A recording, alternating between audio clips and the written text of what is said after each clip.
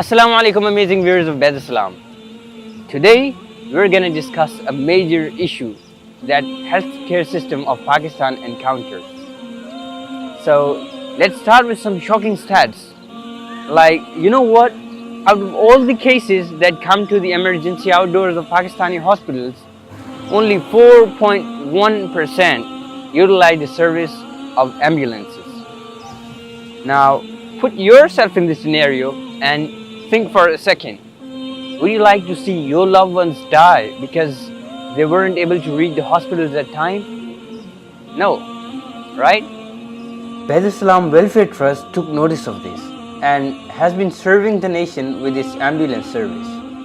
By now, Bed Islam has launched 40 plus ambulances that help the patients save their lives. The ambulances provided by Bed Islams are fully equipped with modern tools and resources.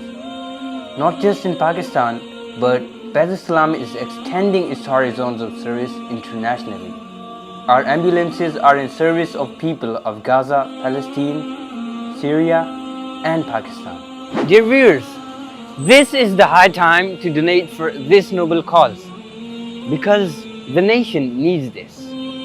Help Bed Islam save thousands of lives. With that, Allah Hafiz.